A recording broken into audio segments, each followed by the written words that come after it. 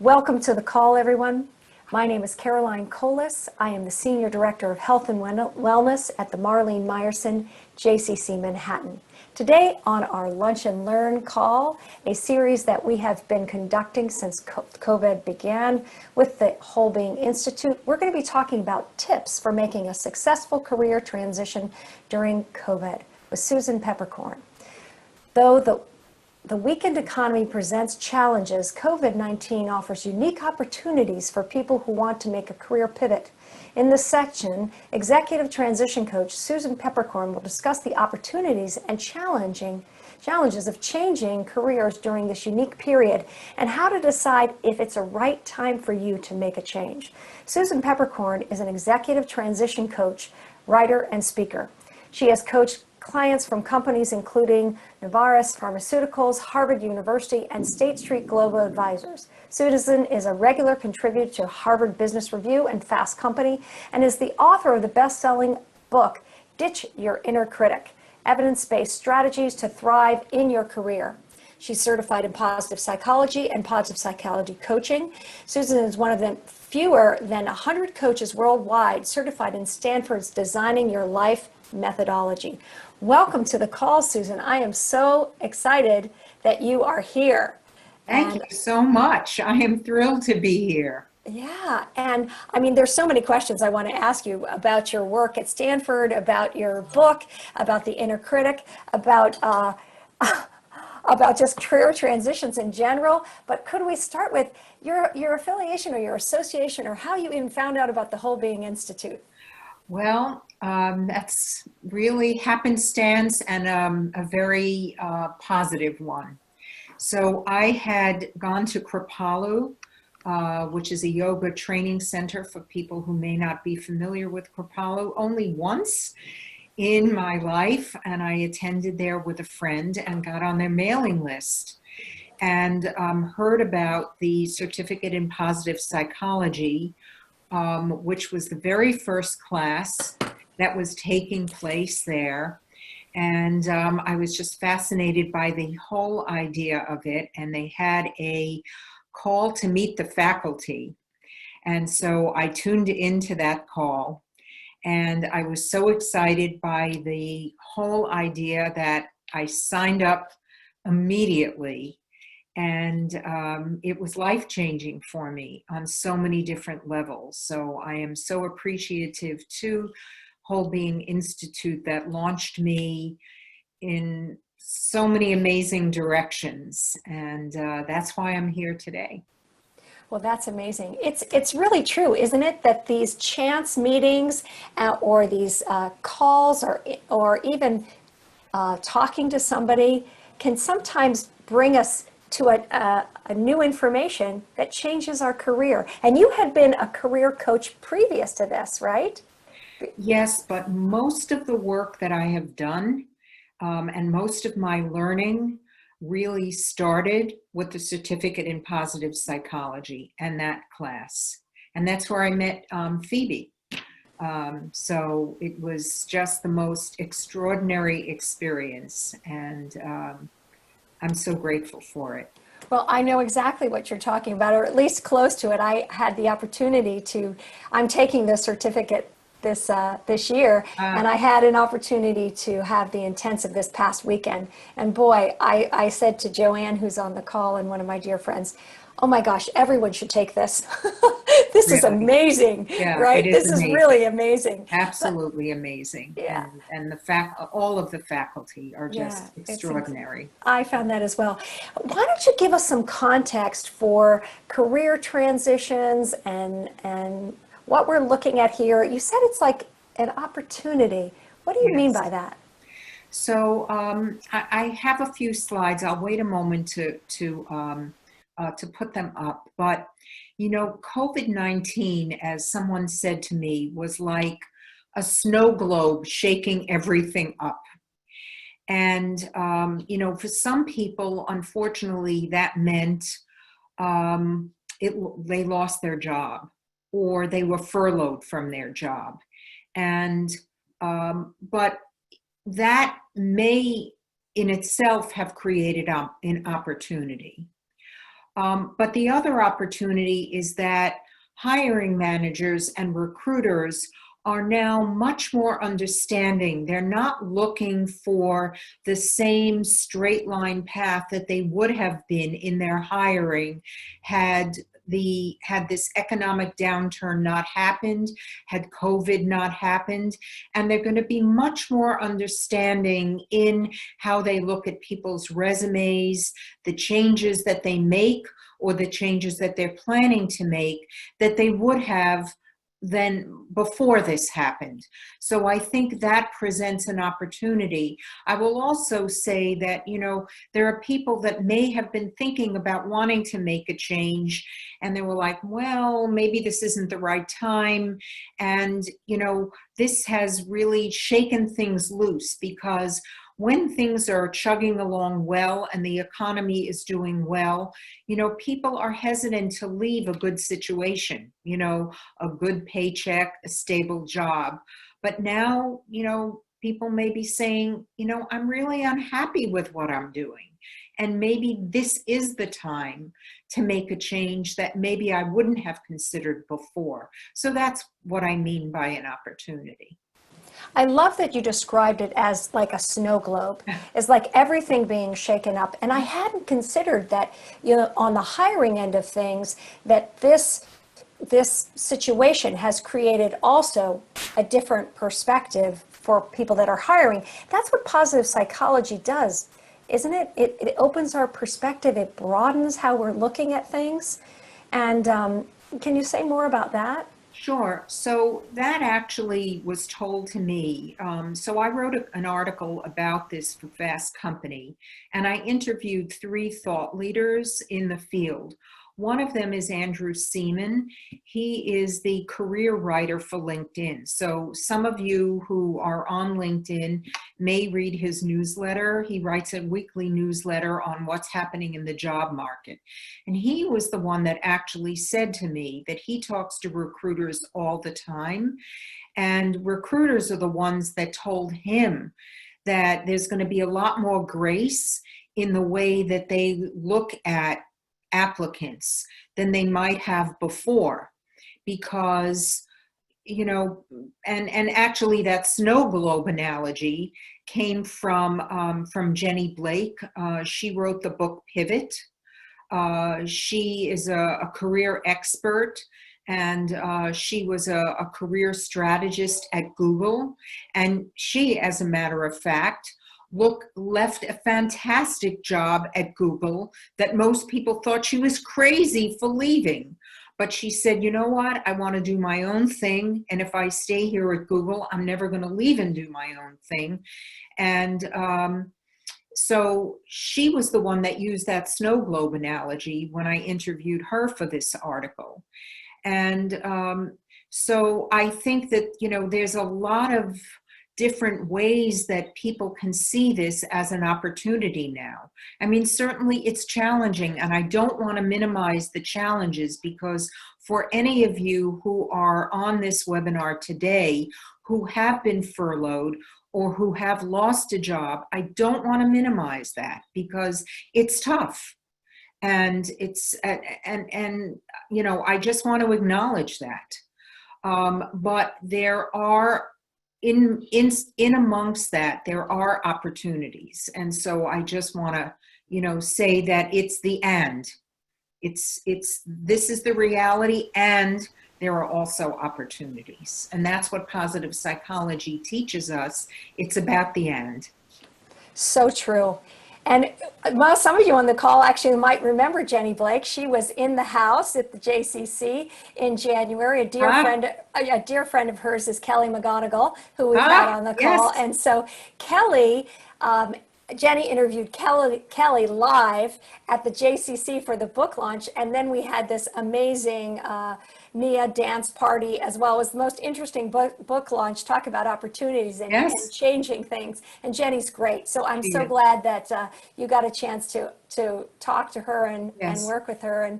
And yes, we really, does everybody remember how when we had Maria Serwa on and she was talking about the pond and the swamp, and that each day we have something from the pond and we have something from the swamp, but the resilience is when we spend more time in the pond. And how can we do that as we're thinking about our career? And I love that this course that you took at Stanford, Designing Your Life, and how that sort of influences you as well. Can you talk a little bit about that and how we can think about this right now? So there is a book that was developed by two Stanford professors called Designing Your Life. And they have a book that launched just before COVID, so I don't think it's gotten a lot of press, called Designing Your Work Life. And their premise, I'm trying to remember their names now, so forgive me. But their premise is that we can look at our careers or our life the way that technical product designers look at designing a product, which means it's a series of small experiments.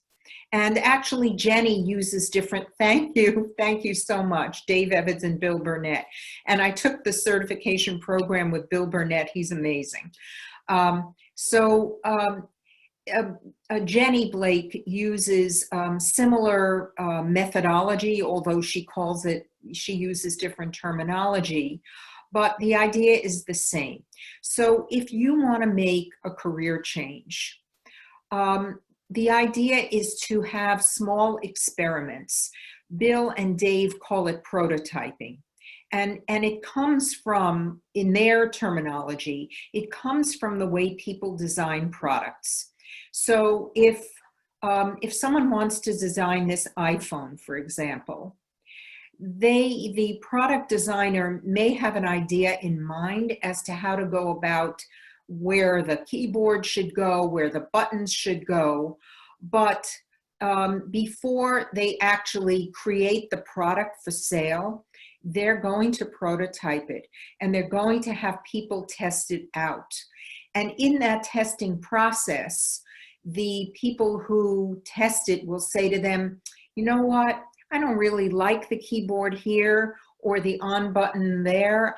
I really think it should go in a different place. And that's what prototyping is. And through that process, product designers learn what people really want, not what designers think they want.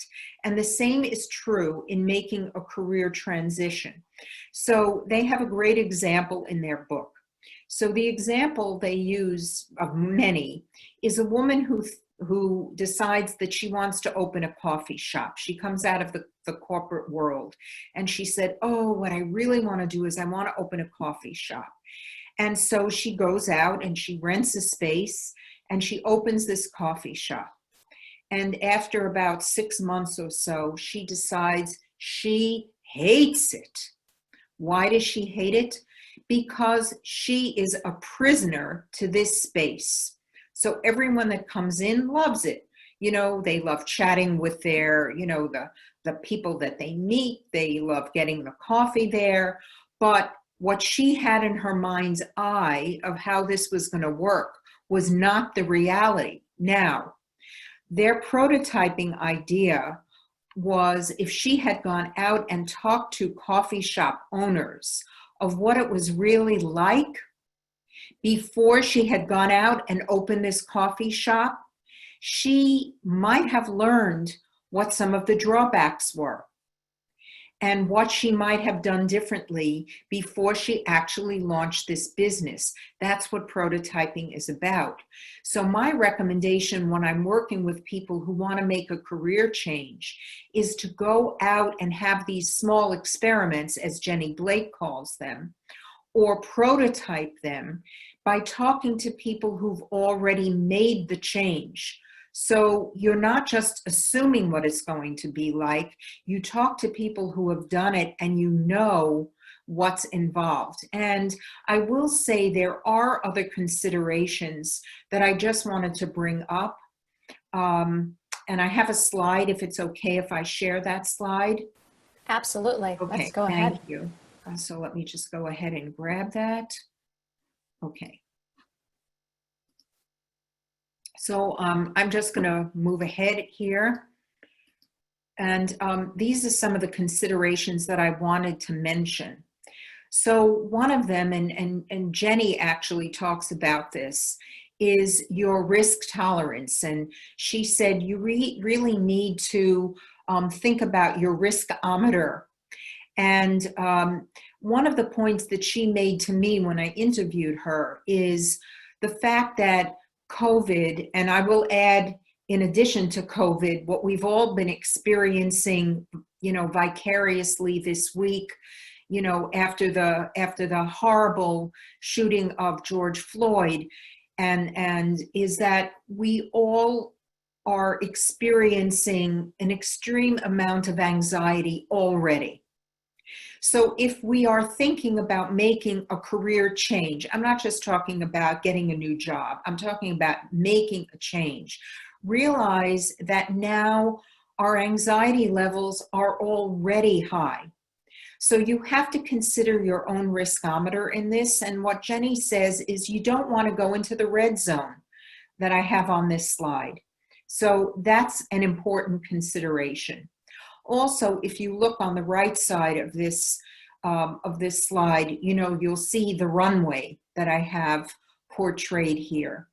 If you're thinking of a significant transition, meaning switching industries or switching functions, there is the probability or possibility that you will be without an income or a reduced income for a period of time. And the reason for that is the low-hanging fruit when you're changing jobs is to change into what you've been doing before. And that's low-hanging fruit because hiring managers understand what you've been doing and they're more receptive to hiring you when you've been, when you're interviewing for what you've been doing before. But when you're making a transition, you have to convince a hiring manager that you're the right person for that job. And that's going to take time, and you might need to be without an income for a period of time. So you have to consider that you need a runway, and that runway is a financial runway. And so those are some of the considerations that I wanted to bring up.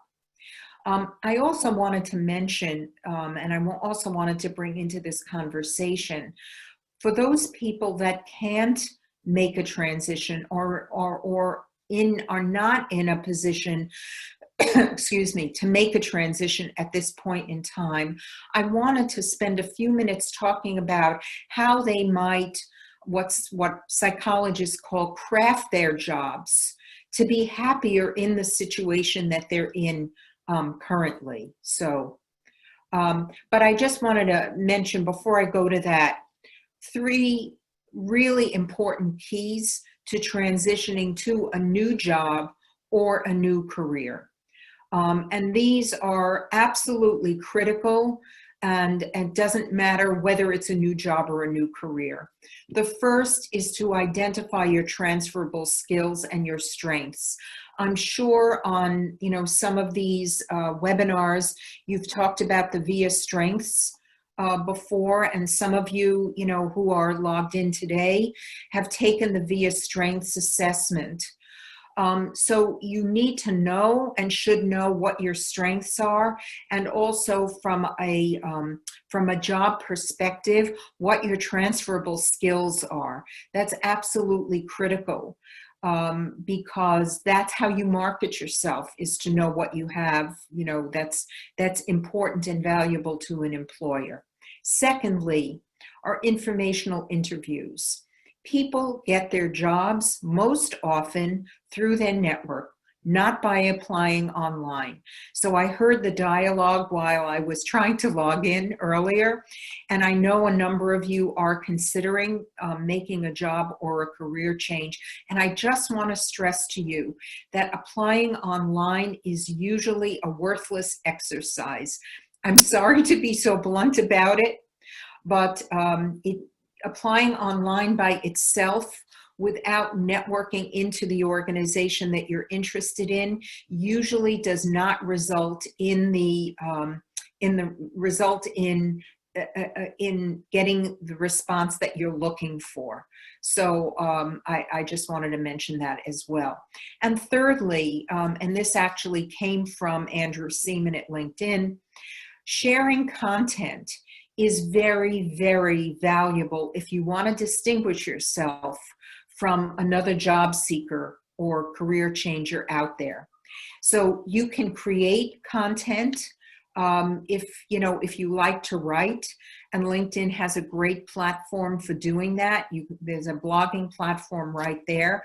But if you're not comfortable doing that, find an article that you think is interesting and just, copy the URL and share it with the content. And one of the things Andrew said to me is, if you share content that's relevant to people in your industry, they will know that you are up on the latest in what people are reading and thinking about. So that's very valuable in the way that you can position yourself as an expert. So now I do want to shift, unless there are questions, and if there are, Phoebe or Carolyn, I'm really happy to take questions before I segue into this topic of job crafting and how to tailor the job that you have to be happier in what you're doing. Any questions? Yeah, one of the things that I was noticing that I've been hearing a lot about, and I wonder if you've been hearing this too, is that people are saying, the way that I was doing this before is not the way I'm doing my job now.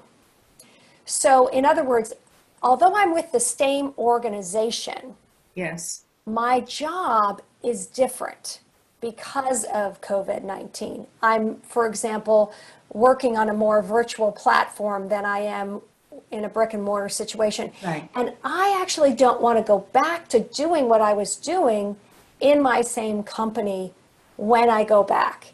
So in a way that's like crafting too, isn't it? It is. Yeah, it very much is. So you have that situation as well. And I wonder if you guys, you can let us know, are you in the situation where you realized, oh my goodness, I love the company I'm working for, but I like actually what I'm doing now in my job, and I wasn't doing that. Or I realize I'm good at something because of this situation. There's also the latter of what you just said, I realize I'm good at something and I love it, really speaks to job crafting. So really what job crafting is, I'll just explain it quickly. The term job crafting, let me just put a slide up quickly. And yeah, there was actually a question about the VIA strengths. So, oh, sure. What is the name of the test that helps you identify your strengths? It's the VIA Strengths Assessment. Right. And there were several people. Thank you, Dana, for letting everybody know, and Phoebe as well. And do you use that in your career coaching? Do you have people that you'll have them take the VIA Strengths Assessment? Yeah, so I use a variety of different strengths assessments. There are some that are a little more vocationally oriented. So just to go back, so the VIA is, you can go to via.org. I think, Phoebe, you put it in the chat room. Thank you. So you can go to via.org and take it there. It's a free assessment. It's a fantastic, that's a fantastic assessment. Sometimes I use Gallup. Gallup has Strengths Finders 2.0, which is a little more career oriented. And so sometimes I use that one. But I do like to use a strengths assessment because as a positive psychology coach, I really believe in focusing on people's strengths. The research shows that developing your strengths rather than shoring up your weaknesses really results in much greater outcomes, in much better outcomes. Marcus Buckingham, who used to be with the Gallup organization. And I don't know, I think he's independent now. But if you Google Marcus Buckingham, you'll find a number of videos that he has put out. And he has some fantastic videos on strengths and on how to define a strength. And, basically what he says is shoring up your weaknesses is not the way to thrive in your career. To thrive in your career, you want to enhance your strengths and utilize your strengths. And so when I work with a client, I really hone in with them on their strengths. And I use a number of different other assessments as well, not only strengths assessments, but I think it's absolutely vital for people to know what their strengths are.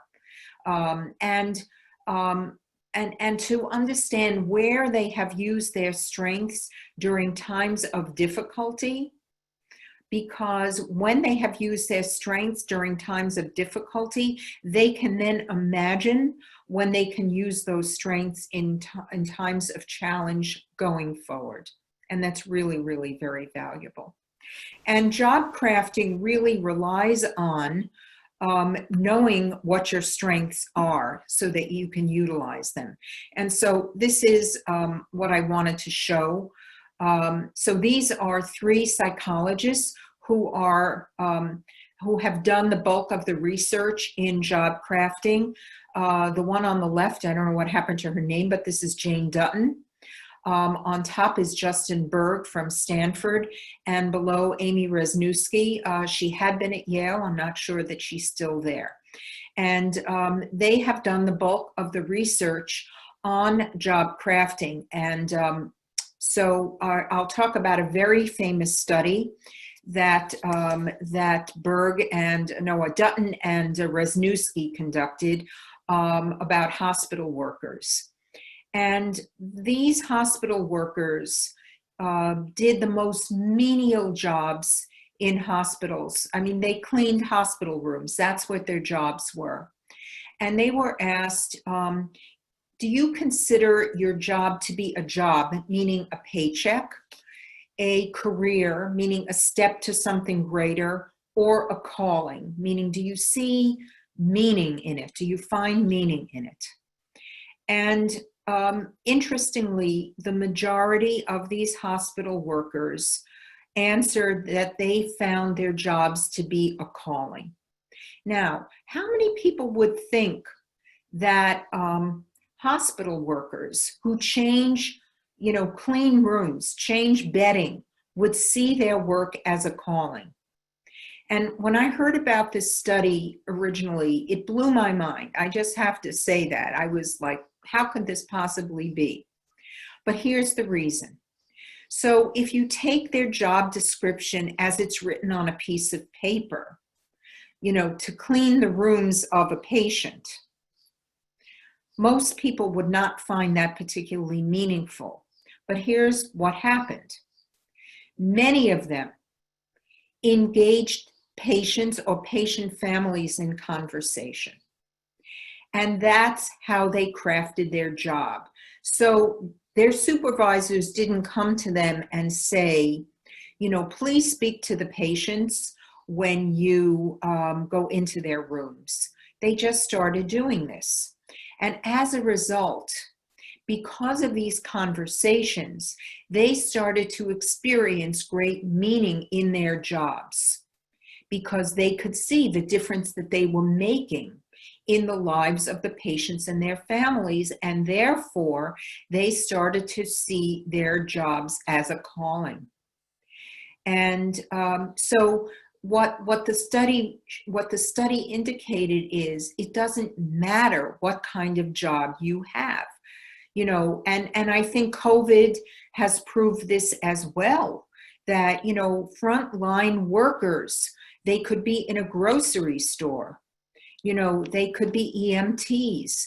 They could be people mopping the floor of hospitals today, but they are finding meaning in what they're doing. and because, they're helping people out in the midst of this pandemic. So how can you put this to work in your own job? So there are 3 ways in which Duttenberg and Wisniewski came up with that you can craft your jobs. So the hospital workers did what they term relational crafting. They built relationships. They built relationships with the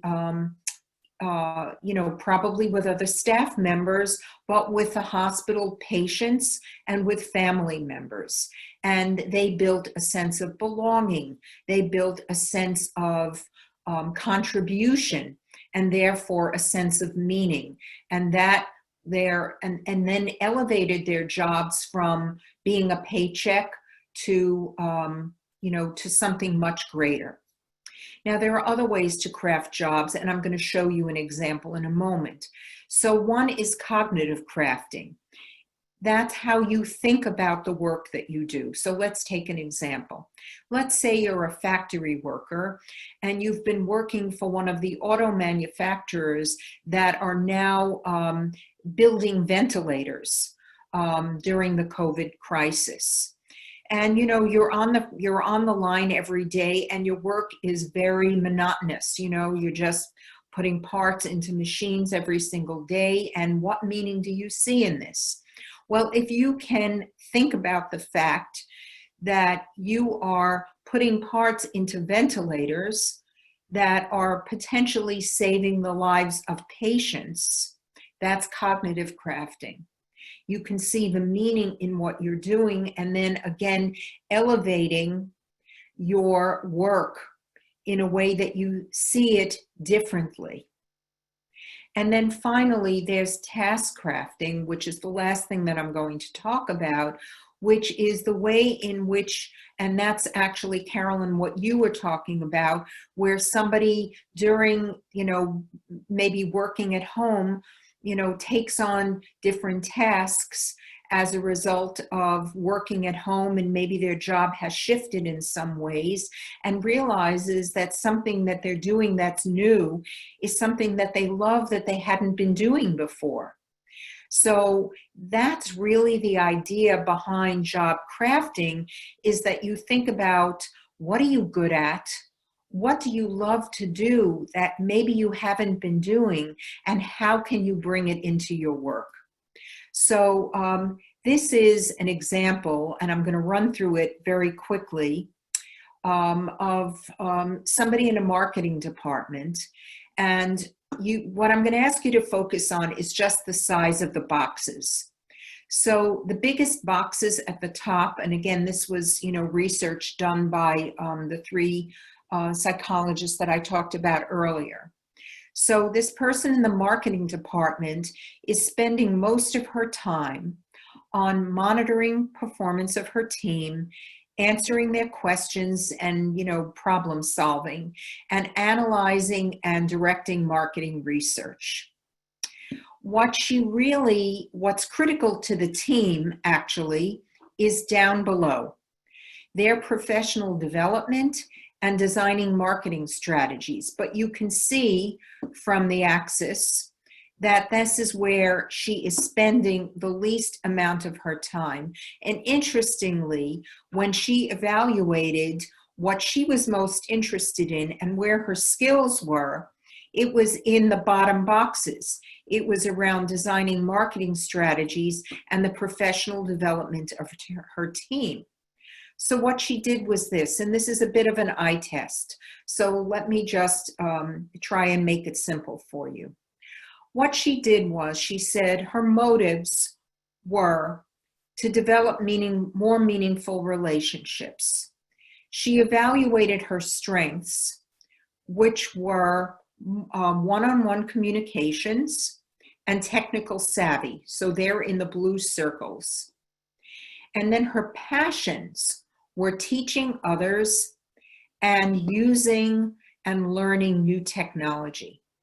So very simply, what she did was if you look at the size of the boxes the boxes of monitoring team performance and, problem solving, they got smaller. And she inserted a box here, which was designing marketing strategies that use social media and professional development. So she then crafted her job to teach her colleagues how to use social media. And so she didn't just do this by herself. She had to get buy-in, and I'll talk momentarily about how to do this. But she thought about first, what was going to motivate her? Okay, so that's here. So her personal growth, we're building meaningful relationships and the personal growth.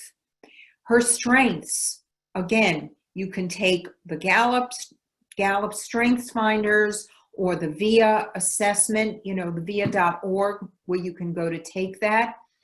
If you haven't taken a strengths assessment, you can do that to identify them. And then her passion, teaching others. And then she came up with, she was going to teach her staff how to design and implement marketing strategies that use social media. And that's how she crafted her job. So how do you do this? So if you're in a job where you want to craft your job because maybe it's just not working for you the way you want it to, first, you focus on creating value for others.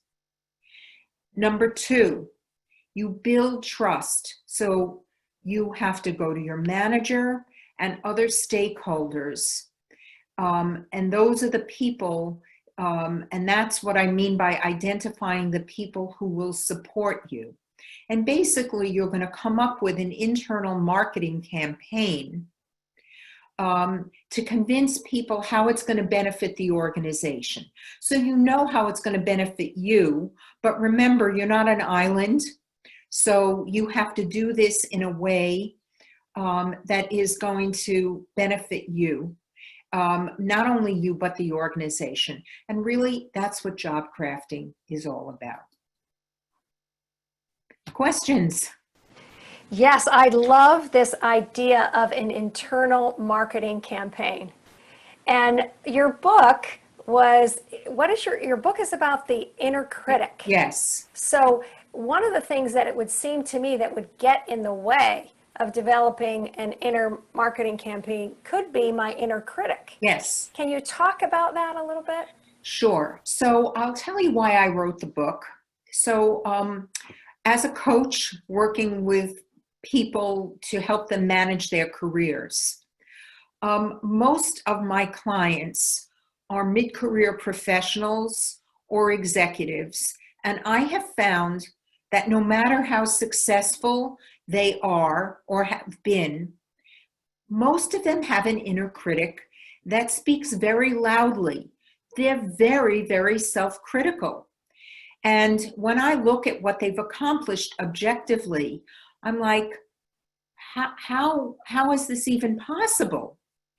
So, I realize that, most of us may have had an upbringing where, maybe our parents were very harsh. Maybe it was all about succeeding and doing better and getting the next degree or the next promotion or the next raise. And that's what we internalized in our heads. So I wanted to look at what the positive psychology research said about how we could quell our inner saboteur. And that's why I took on writing this book and it's really a workbook, actually. God bless you. It's really a workbook because it has exercises at the end of every chapter where people dealing with, different issues. It could be, how do I deal with failure?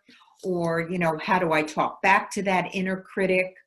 Can actually engage in these exercises and see that a lot of times the assumptions we're making are just that, they're just assumptions, and that there are other ways that we can, we can deal with these things. And through my coaching, what I hope to do is to help people see themselves really objectively and not through the lens of the inner critic.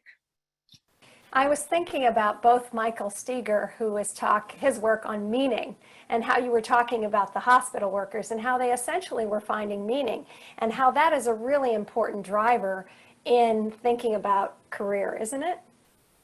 Oh, absolutely. And, I'll tell you just about an interesting conversation I was having with a client yesterday. So he had contacted me because he had 2 job offers and he was struggling to decide which one to take. So we had a conversation about it. And, as a coach, I try not to give advice. I think good coaches ask questions. So I said to him, one of these opportunities is clearly riskier than the other. One was in a startup, one was in a large company. I said, how do you feel about the risk of one versus the other? And his response to me was, I don't really think about it in terms of the risk. I think about it in terms of quality of life. So I said, well, on a scale of 1 to 10, how would you evaluate your quality of life if you were to take option A, and how would you evaluate your quality of life if you were to take option B? And he said, well, if I were to take option A, my quality of life would be a 9. If I were to take option B, my quality of life would be a 5.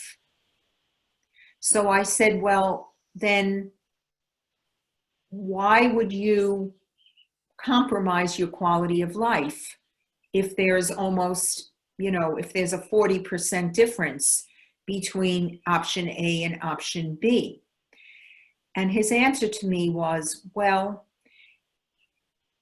because my parents taught me that I should always go after the most difficult option.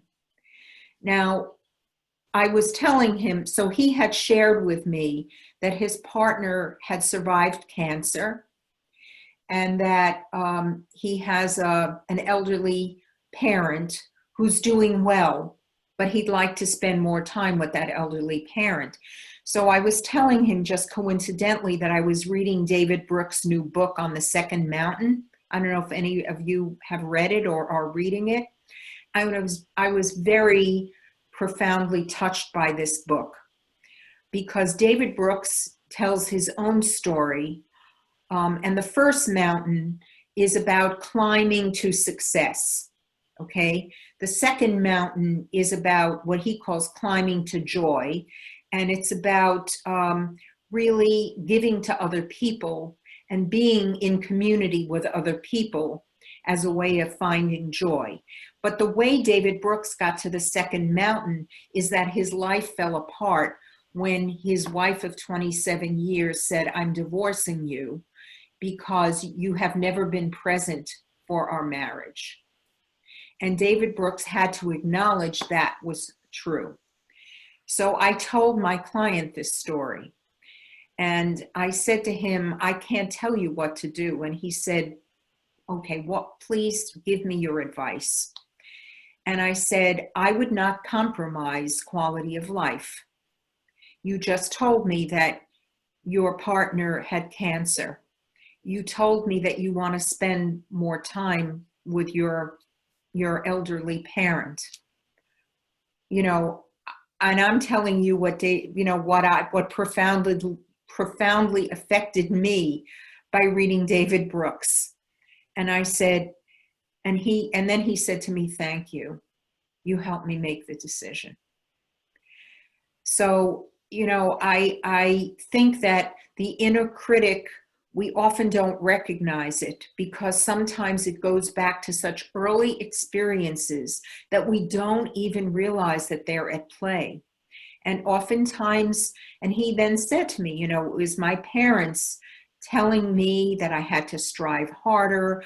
And this is also someone who for 30 years lived on a plane, was never home because his job required him to be traveling constantly. So it's not like he hadn't paid his dues. You know what I mean?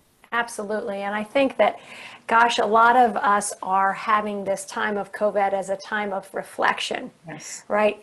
There has been a question in the chat about whether people can get your slides. If you would send that to me and that we could Sure. send that out with the recording. Sure. Fantastic.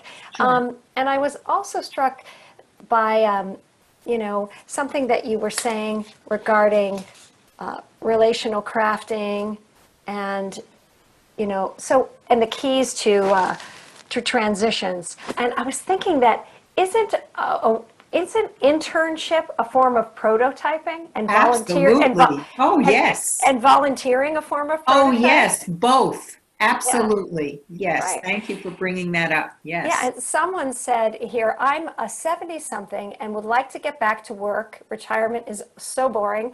Yet even when I was 50-something, I was turned down for several jobs that I knew I was qualified for because of my age. It's a lot easier for an employment officer to train a 20-something than a 50-something. And he won't have to hire someone else 10 or 15 years down the line. Any suggestions about that? Thank you, Paul, for that question. So, Paul, ageism is real. I'm not going to lie. It's real and alive. Use your network. Really use your network. If a company is run, I'll tell you a story about a former client of mine who was in his 60s, is in his 60s when he landed his last job just a few months ago. He got introduced to a CEO who was also in his 60s. So you're likely not going to get hired by the 28-year-old CEO. But there still are the working, baby boomers out there. And if you can connect with them and find out what they're doing and be able to talk to them about the value that you can add, I think that might be a way of engaging. It's not through online, applications. So I don't know if it's a lengthier conversation, but it's not recruiters that are going to hire you. Stay away from recruiters. That's my big recommendation. And then we had another question. Yes. In an interview situation, since we want to focus on our strengths, how do you recommend someone answering the question, which is always asked? It's really true. What are your weaknesses? Okay. So the weakness question, there's a two-part answer to the weakness question. So the weakness question is asked. First, it's important to understand why the question gets asked. So the question gets asked because people want to know, are you self-aware? Anybody that answers the question, I don't have any weaknesses, will be shown the door, and that will be the end of your interviewing process. So the way I suggest answering the question is to focus on something that has been a weakness for you that you've been working on, and to turn the answer to what you've been doing about it. So let me give you an example. So let's say that speaking in front of a group is not something that you have seen, that you don't feel is a strength of yours. So you might say, for example, well, speaking in front of large groups has not been a strength of mine. But what I've done as a result is I've gone to Toastmasters. And so as a result of going to Toastmasters, I've gotten their such and such award. And now when asked to give presentations, in the office, I volunteer so that I can get more practice speaking in front of groups. So what you want to do is you want to pivot the answer to talking about what you've done to improve yourself in that particular area. Wonderful. And what is your advice for someone who's already made a career change, but is being impacted by COVID and getting clients? They're in a business where they have to actually get clients can be challenging. She's a personal transformation coach. This is Nancy. Oh, so Nancy, I don't know what you're doing to market yourself. Some of the things I'll tell you that I have done is I've joined professional networking groups. So in the Boston area, for example, there is something called the Boston Club. It's a group for women professionals. And I'm sure, in New York, there are other networking groups. I particularly like women's groups because I think women support other women. And I know in our group, it used to be, we have about 1,000 members, and it used to be mostly corporate members, but it really has shifted most recently to entrepreneurs. And we have a focus in the group now to entrepreneurs in this group, entrepreneurs supporting other entrepreneurs. And we're actually having a kickoff meeting tomorrow, to talk about how we can support each other. I've also joined the Boston Chamber of Commerce. They have a women's leadership group. So, that's some of the ways in which, I get out there. And I also do a lot of social media marketing. So, it's kind of a combination of things. I think you always have to be out there. I also find that writing for high-profile publications, though it takes time to do that, has helped me market myself professionally. I was thinking also, Susan, about something that we went over in the weekend, which is this ought voice, your the voice your real voice. Yes. And then your ideal. And that most of us spend our time between what I should do Yes. and what I'm actually doing, and not that much time thinking about what is my dream, what is my ideal, what am I good at, and I think what you're talking about with the inner critic is that, aren't you, that you're talking about sort of changing that conversation between just what I ought to do and what I am doing to what do I really want to do as an important part of thinking about this career transition. Absolutely. Because, if you're going to make a career transition, you have to want to do it. There has to be a reason, and the reason has to be more than money. Study after study has shown that, beyond a certain income level, earning more money does not make people happier. So it's really intrinsic versus extrinsic motivation. And people have to be intrinsically motivated to do something, making a career transition is challenging. It takes time, it takes effort. And if you're going to do it, you have to have an intrinsic motivation. You have to know what that is in order to go forward to make it happen, because it's not going to happen overnight. So you're making a very good point. And can't we also access our strengths by thinking about stories of people that we are exemplars to us, somebody that has done something that we really admire, and writing down what those qualities are, or a time when we've been really successful and writing those qualities down, and then sort of accessing, wow, I admire this. And if I'm seeing it in other people, gosh, I must also have that. Absolutely. That's a great strategy. That's a terrific strategy. Yes. Yeah, fantastic. And we had another question about, which might be more lengthy than we have time for because we only have a few minutes. But I have been a marketer for many years, and I have a solid network of marketers. I wish to pivot into change management, leadership development, and need to begin to build a network of organizational developmental leaders. What suggestions do you have for me to break into these kind of networks, which are different than the networks I previously have been involved in? So I would identify those people on LinkedIn. And the good thing about COVID right now is people are working out of their homes. So I would send them an invitation on LinkedIn, customized, and I would ask them if you could speak to them for 10 or 15 minutes to get their advice as to how they got into the field. Would they be willing to give you advice? How did they get into the field? And maybe look for people that have made the transition from another career previously. And LinkedIn is a great resource to do that.